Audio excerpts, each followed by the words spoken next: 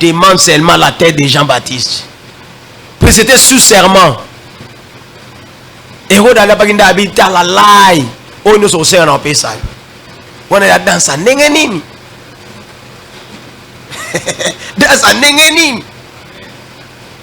Dans souvent on va danser ça, on met dans souvent des extraordinaire, giga fantastique.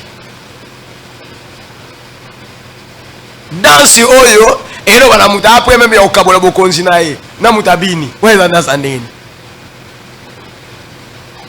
Vous comprenez? Il y a un les gens vont même faire des fétiches quand rapport Narubina.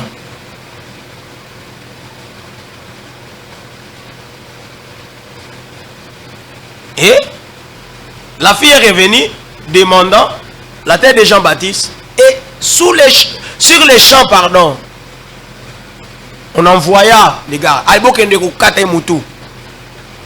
Bagay kata mutu mutu. Vous voyez l'influence hein, de la danse. Donc, il y a des danses comme ça, obscènes, qui vous captivent, qui vous paralysent, qui vous excitent. Vous comprenez? La danse vous excite. Donc, aux autres, vous êtes excité. Vous avez compris, Mme Loba? Hey! Il y a et puis pour interdire à vos enfants de danser n'importe quoi, n'importe quelle danse. Aucun moment moi ça zobina et zo me mama kadino côté mususu. Pour moi le gars il danse. Parce que les chrétiens aujourd'hui, ils importent des danses de l'extérieur pour les amener à l'église. Vous savez que bêti ça va biso va passer ma bakupam. Na ba frère. Mutauta la yo ide na yeke na ngwe bimi na ngwe ka be. Mudu ata ko mi distrait. Po ba papa yo zo kata wana de qui et bimi si. Vous voyez. On est dans ma danse. Mais il y a aussi des danses saines, des danses propres, et ça même alors ça ce sont des danses oyo bison de chrétien photo danser en louange. Nous devons côté papa ezaka puisque les gens des gens disent ça. On te danse ezaka danse nous sommes ezaka danse. L'intention. Il y a danse. L'intention cachée, l'esprit qui est caché, l'esprit qui est caché derrière, c'est pas des danses là.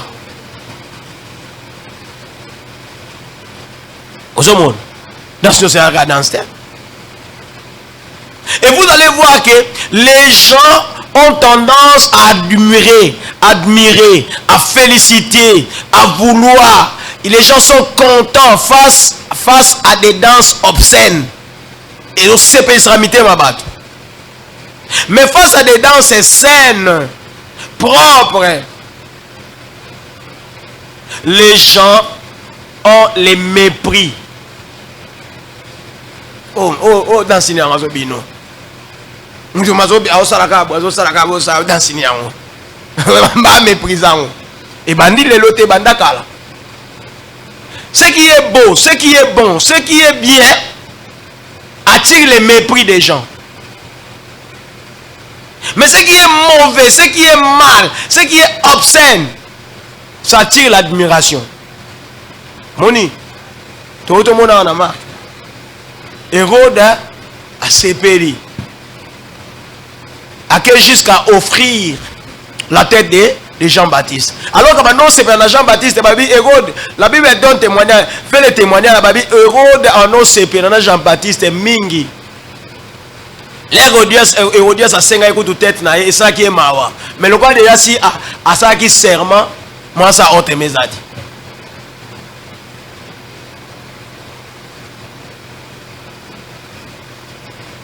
Moi ça haute mes adi. danse ezali propre, eza pure, eza saine, eza méprisé. Au moins par exemple dans la Bible dans 2 Samuel. Totanga te na oxida to sisa kaka bon. Na 2 Samuel oketanga. 2 Samuel 5 15 à 16. Arche ba utozo ango ba récupérer arche. Baso ya nango. Na 5 wana omona nde bandoko yemba balobi ils entonnaient des cantiques na ba harpe na ba nini ba oyemba ba beta musique. Et na 4 wana entre verset 5 tu au comme na verset 15 wana omona ke faut pas ya Uza alaki destiné te prédestiné te mona kosimba arche masimbi akufaki. Et ça dit kobanga ba déplacer arche wana ba kina mona na mususu David aboyi mais les ba ko récupérer siko les David amoni ke kune pas belo don ezaki et pambo maki ayi ko récupérer siko aya na arche na Jérusalem. Balobi ils entonnaient, ils louaient Dieu.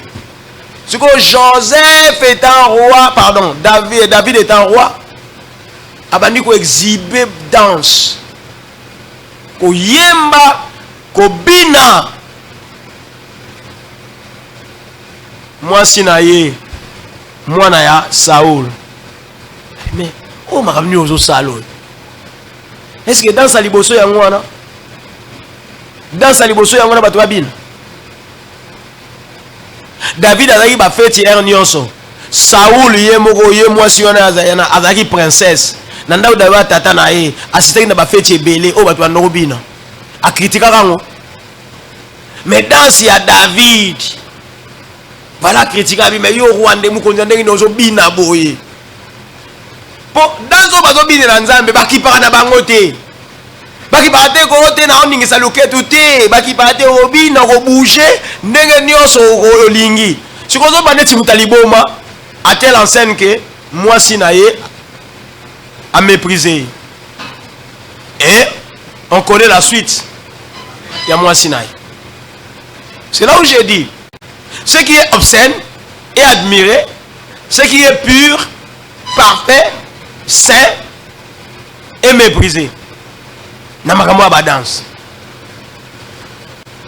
Pourquoi vous remarquez actuellement même biso ba chrétien to comment copier na biso banani?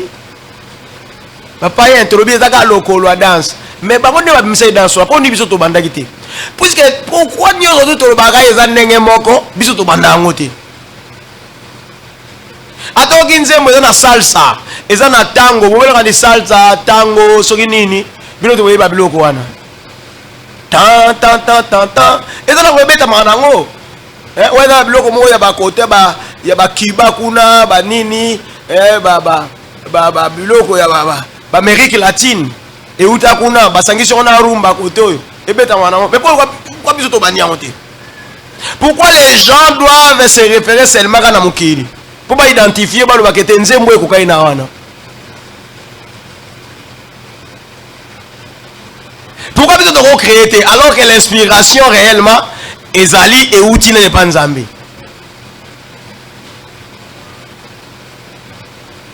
C'est simple. Nous avons tendance à copier, de ramener ou de nous ramener dans mokili. Pour ne pas dire aux mokili ko. Bisonde toza mokili te to ena en église. To bisonde mtokena na mokili. Tout ça moko. Alors ça influe sur notre spiritualité. Ça influence notre spiritualité. Mais pour l'adoration maintenant, comprenez ma démarche. Dans autres l'axabiso, musique, d'abord, la musique n'est pas nécessairement l'adoration. L'adoration n'est pas nécessairement la musique. Mais la musique peut emprunter cause adoration. Pardon, l'adoration peut emprunter la musique. On peut adorer Dieu sans la musique. C'est-à-dire sans les instruments, on adore Dieu. Ça va? Adoration peut être la musique et sangisi yango adorer Nzambe. C'est ce que nous devons comprendre. Il y a une église qui était sur une musique instrumentale, c'est comme si notre adoration est conditionnée par la musique, est conditionnée par les instruments. Non. Notre adoration n'est pas conditionnée. On a commencé à adorer, à vénérer Dieu sans qu'il y ait l'apport des instruments. Que ce soit avant le tabernacle ou à l'institution du tabernacle, à l'institution des sacerdoces, Batouane ko adorer Nzambe sans l'apport de la musique. Les instruments sont venus après. Mais ce n'est pas pour cela que l'instrument musique est dominé. De telle sorte que, à tel point que, sans la musique, biso to adorer Nzambe. Alors, pour l'adoration, les gestuels là, les gestuels appelés danse, dans la musique, dans l'adoration, c'est la position ou les positions. C'est aussi important pour adorer Dieu. Bon, généralement, dans la prière, dans la vie chrétienne, il y a généralement 3 grandes positions adoptées. À part d'autres positions, par exemple la position couchée. C'est aussi une position. Mais je ne parlerai pas de la position couchée. Mais je parlerai plutôt de 2 grandes positions pour l'adoration et d'une position où il est nécessaire pour l'adoration. Il y a 2 bonnes positions pour l'adoration. La position debout et la position à genoux.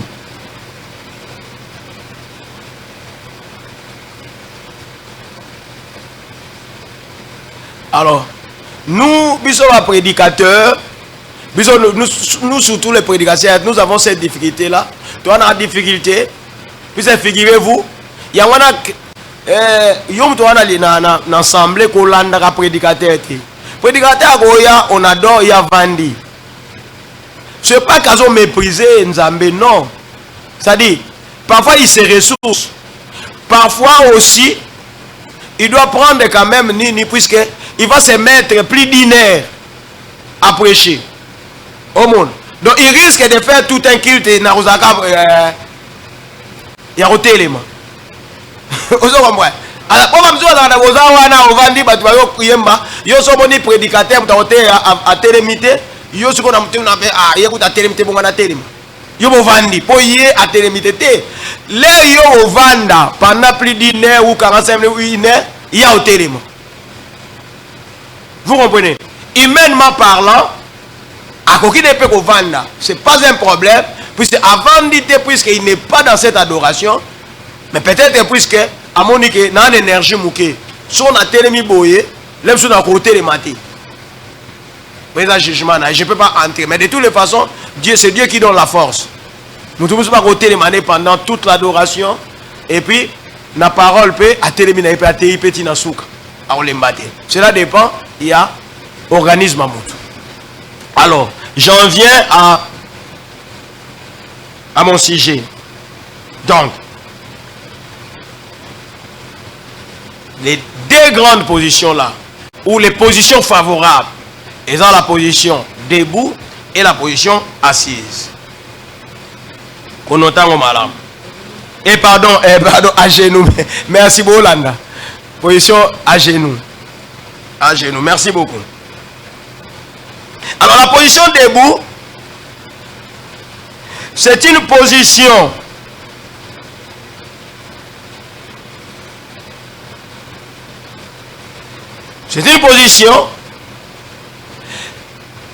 qui montre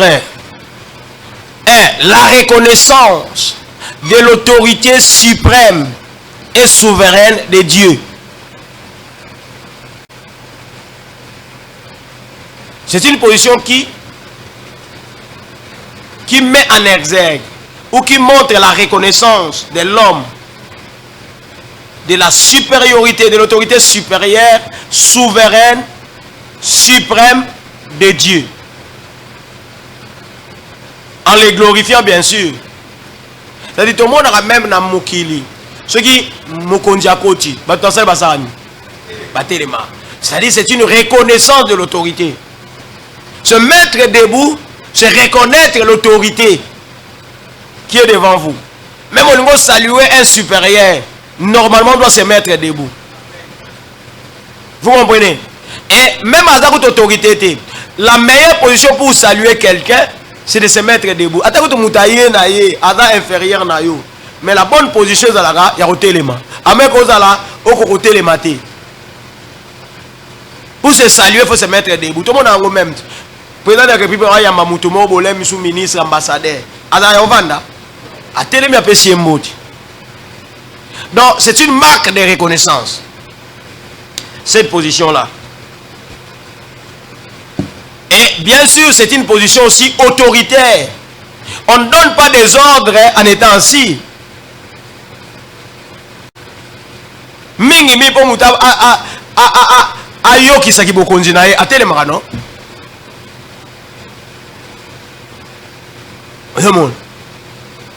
Autorité. Et vous allez voir que la plupart ou la quasi-totalité même, je dirais même la quasi-totalité des déclarations de Jésus, à cela qui en étant debout.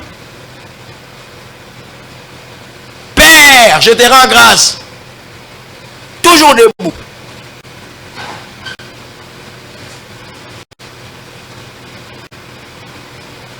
Toujours debout.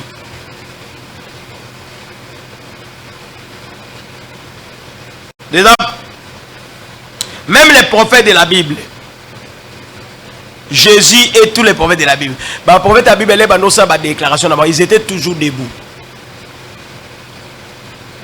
Jésus lui-même, les prophètes, Élie, Nani, les déclarations, même les défis, ils étaient debout. Dans le défi, mon côté, le prophète Azali a cité, toujours debout. Et c'est aussi une meilleure position pour adorer Dieu. Deuxième position,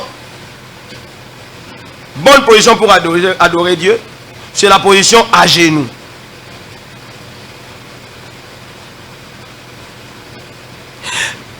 La position à genoux montre la reconnaissance de la grandeur de Dieu par rapport à nous. Debout, dans le lobby, l'autorité suprême et souveraine de Dieu. À genoux, dans le lobby, la grandeur de Dieu et notre humilité à son égard. Position à genoux, là, aux gens, la position à genoux, d'adoration. Et c'est là que ça, reconnaissance, na la grandeur et Nzambe, na humilité, na yo. C'est-à-dire, au moins, que yo za moke, ye azanani, munene. Voilà. Position qui te regarde. Et vous allez voir que, à tout moment que Jésus prenait la position du Fils, il se mettait à genoux.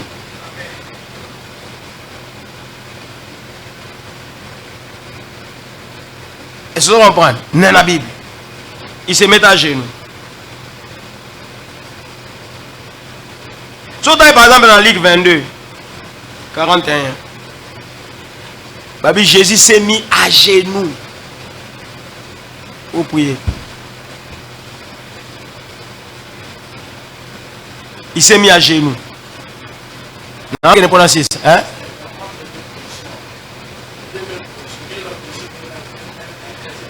Ces deux positions, toutes ces deux positions-là, sont des positions conseillées pour adorer Dieu. Sur Télémi, on doit reconnaître l'autorité en Zambie. Et puis tu peux aller par des déclarations. Dans adoration, tu arriveras à faire des déclarations. Tu auras cette assurance-là. Puisque la position debout, c'est une position d'autorité d'abord. Même pour Nayo Moko. Et au moment d'un certain moment, si tu adores, au moment où il commence à déclarer, il commence à prophétiser même sur Yemoko. Et Nakati adoration sont dans la position je le la position ya reconnaissance sa grandeur pe ya infériorité na biso humilité na biso par rapport na ye au moment que si tu adores au comment na niveau moko boye au bandis ko kolela lemso bandi ko exposer makambu na yo et pas une nzambe puis on doit reconnaître que et par la puissance de l'adoration par la puissance du Saint-Esprit muto bando loba lemso na le nzambe soki yo te muto bando lela. Vous comprenez? Alors au monde ndengeni mutakoza na position ya kotelema soka koti sikoyo na makambu ya kolela pour adoration memaki na dimension la bando ya suka na ngasani akufukama afukama kaka.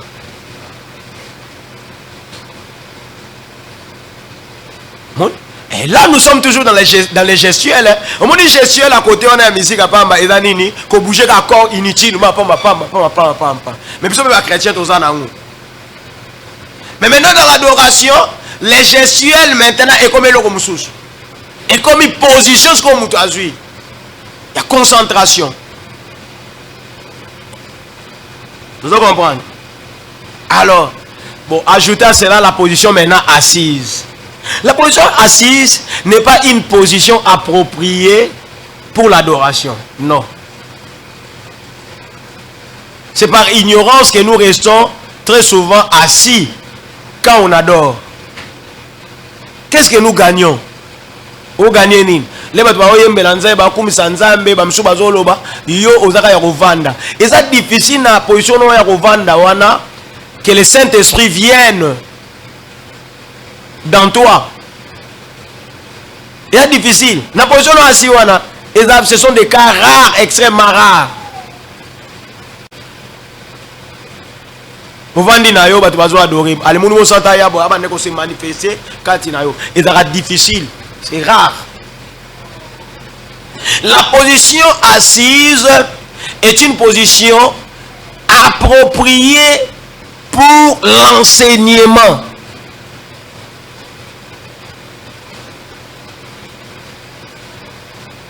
Pour la parole, pour écouter.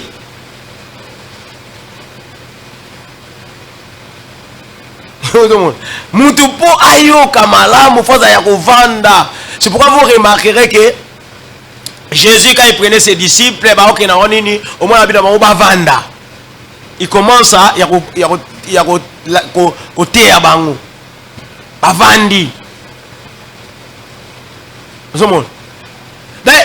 même pour l'enseignant, c'est aussi une position favorable. Même au Kenya, si pour veiller et surtout ce que enseignement il participer donc c'est lui l'acteur où il coma grimace gestuelle calcul démonstration. C'est beaucoup. C'est beaucoup plus pour la démonstration et fois ça. Ça va? Mais pour transmettre magistralement ma connaissance, il faut être assis. Il faut être assis. Nakomi Saranzambe, vito tozali parmi ba église oyo et bandaki makambo ya ko chamesa parmi. Les lois d'église et belé zo ko amboiter les pas. Même au baloba entre guillemets ba grande église. Je me rappelle quand nous avons commencé ça, il y a certains hommes de Dieu qui m'avaient dit oh mais pasteur marabini yango so sala. L'église boche soumet ça. C'est comme là. Donc c'est la meilleure position pour la transmission. Bato bazo yo kabavandi et vous n'avez qu'à voir ce qu'il y a Marc 9, 35, aucun a Luc 5, 3, aucun a Jean 2, 8. Je ne dis pas des choses comme ça en l'air. Sur base des Écritures.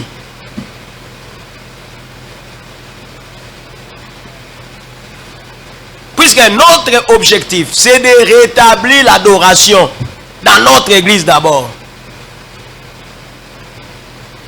C'est pourquoi nous devons faire les distinguos entre la musique, l'adoration et machin truc. Ça doit changer.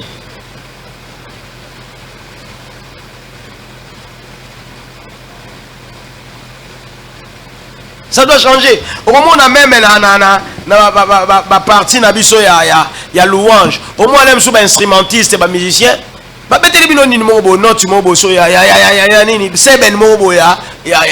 y a chanson profane. Moi je vais les battre. Pourquoi est-ce que nous avons toujours tendance à recourir à Oezali Mokili? Pourquoi? Oui, nous sommes dans ce monde, mais nous ne sommes pas de ce monde. Il y a des choses que nous pouvons faire, il y a des choses que nous ne pouvons pas faire. Étant chrétien, tu as la montée.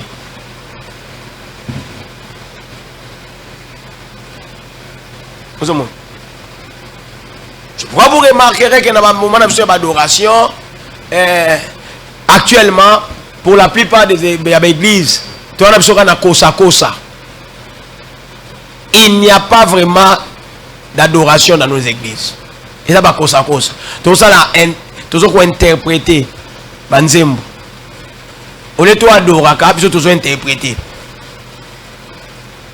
Je n'en disconviens pas, je ne refuse pas qu'on puisse faire appel, qu'on puisse prendre banzembo ou bande qu'on a besoin de chrétiens, frères, sœurs, yemba, tout va reproduire en église, tout yemba en église. Mais nous devons les reproduire dans l'attitude d'adoration. Na esprit d'adoration et on est changer si quoi na mutu yemo kolem so auteur ya nzembo wana ayoka adoration na bino yemo so spécial sur makamususu inspiration mususu là on yema ko prochaine ma yema ko su ndenge wana tie. Vous comprenez? Mais nous on a kaka na faire copier coller tiens. Nous devons changer. Et nous allons continuer comme ça, même les mardis, tu vas Saint-Soussou, Maramoussousou.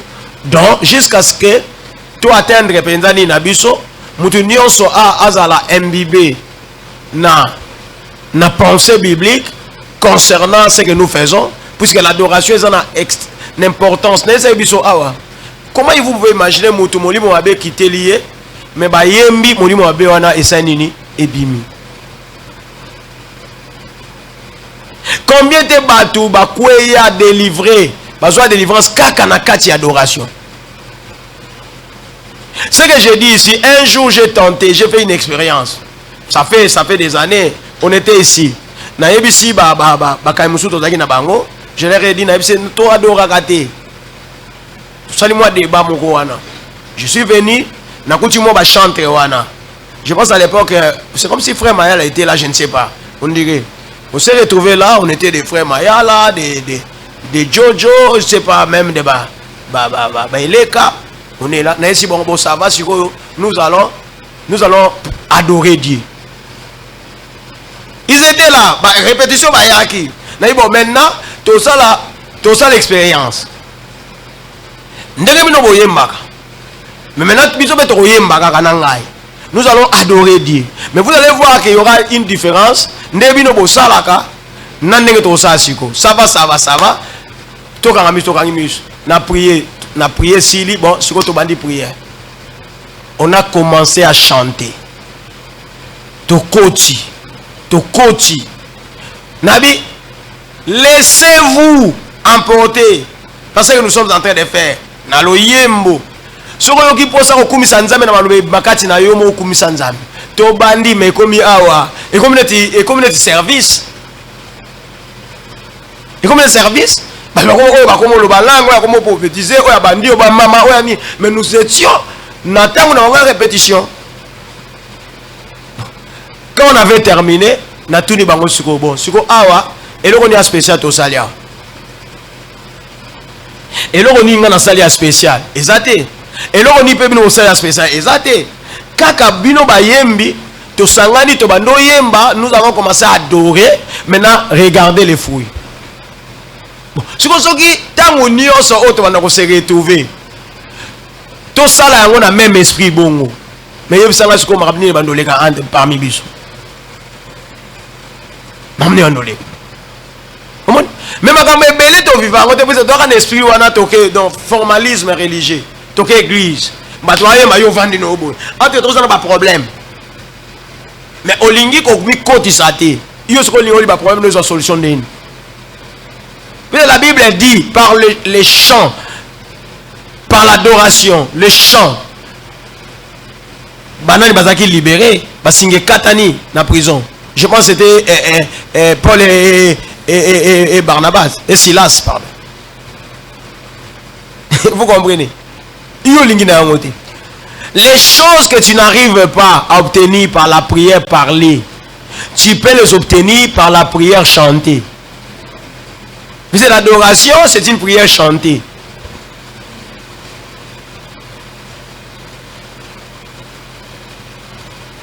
Vous savez, très très important. Je pense qu'il y a un lobby belé et je vais continuer dans ce lobby belé. Il y a un koraté marambo, te so raté marambo mitali yo. Yo mom to yo continuer bongo banoya kotika bato. Yo mona no bolamo nzambe leki belé. Bolamo leki belé. Ya retina mutu abimisi nzembo.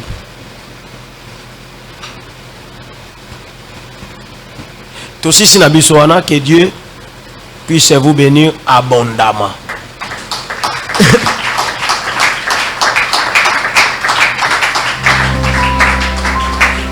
Malgré ma caprice technique, mais nous sommes arrivés quand même à